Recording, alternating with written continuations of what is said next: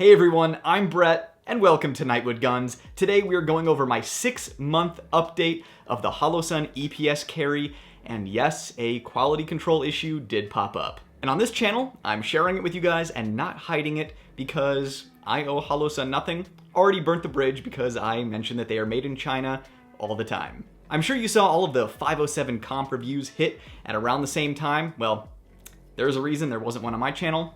I wasn't sent one. If you've been enjoying my channel and you want to be a part of its growth, the best thing you can do is watch the video all the way through to the end, because that tells YouTube that you really enjoyed it and that they should show it to a wider audience. Since you guys have started doing that, that's been the #1 factor of my growth, so I really appreciate your support. Thanks, guys. Now, before we get into the update along with the quality control issue, something I love about the format of this channel is, in order to keep it honest, in order to keep my integrity, but also to keep the lights on, whenever I review or buy a product that I absolutely love, believe in, and would recommend to my friends and family, I always reach out to them and say, hey, you interested in sponsoring a video on the channel? And that product and company that I love that is bringing this video to you today is Handleitgrips. I got sick and tired of spending hundreds of dollars on every single gun that I got to get some proper texturing on there, along with it wearing down after like a year of heavy shooting or getting filled with dead skin and having to brush it and clean it out. I decided to give a bunch of stick-on grips a try, and Handlelit came out on top because of their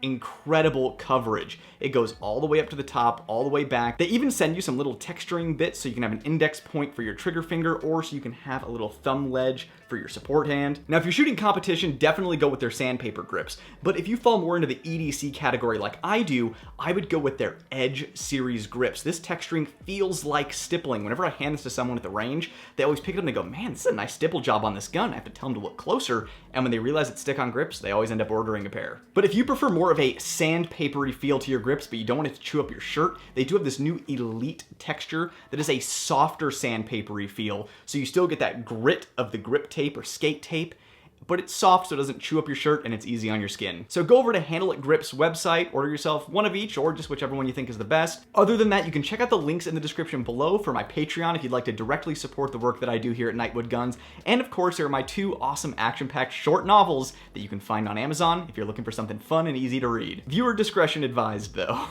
Other than that, I just got in 2 Palmetto State Armory Micro Dagger magazines, so be sure you're subscribed to the channel if you want to stay up to date on my honest and unbiased reviews, and thank you to my patrons for helping me buy these mags for the channel. Now that we're done with life support for the channel, let's hop in to the 6-month update on the EPS Carry. So first of all, regardless of any issues that I've had with this dot, this is still the best in-class micro dot. It's the only dot that I recommend for micro carry guns, period. It has held 0 this entire time. The enclosed emitter is actually waterproof on this one. This has been an all-around durable sight, and I do wholeheartedly recommend it. In fact, I'm even testing the full-size EPS with a green dot on this Smith & Wesson M&P competitor. So the issue that I had with the EPS Carry is I went into my safe to retrieve it one day, took it out, checking everything over, making sure everything is functioning, looked through the window, and there was no dot. Now, whenever I get a new optic, the first thing I do is I put a fresh Duracell battery in there so I can get an actual idea of what the battery life is like on the optic.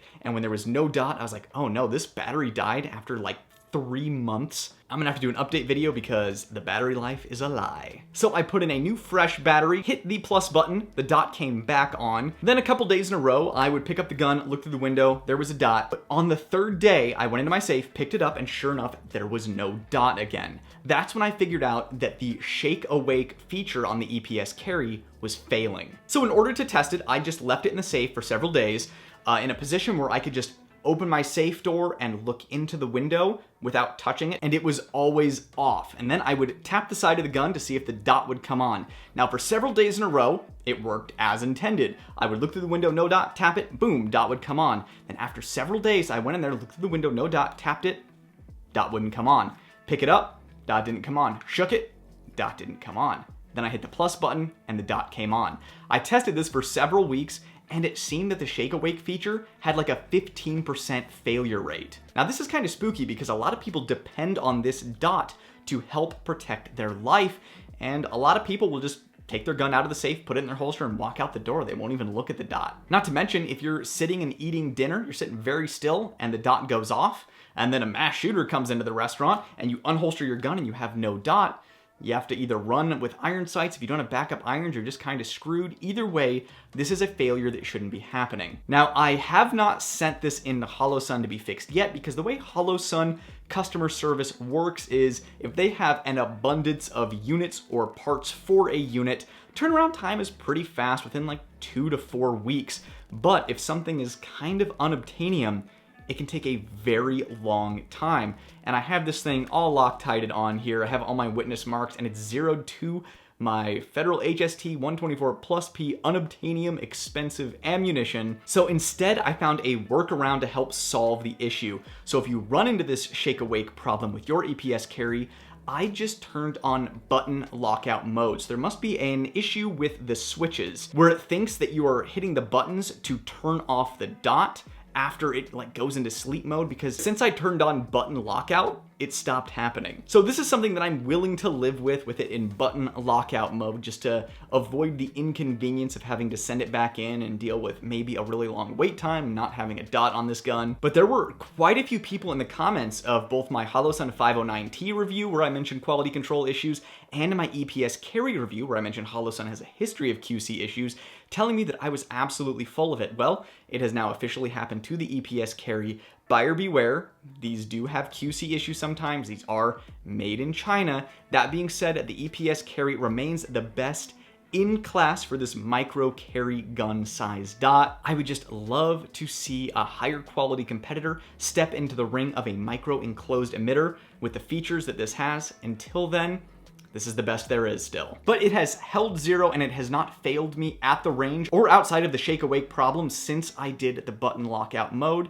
So this still proves to be a durable sight after thousands of rounds and 6 months of use. I will be sure to keep you guys posted if anything else happens with this, or if I decide to send it in to help share my customer service experience with Holosun. And I'll be sure to keep you updated if the standard EPS has the same issue as well. Well, I hope you guys found the video to be informative and useful. If you enjoyed it, be sure to head over to Handleitgrips and pick up either the Edge series, the Elite series, or both. And don't forget to check the links in the description below if you'd like to directly support my channel. It was great seeing you guys again, and I'll see you in the next video. I'm Brett, and this was Nightwood Guns. Nightwood out.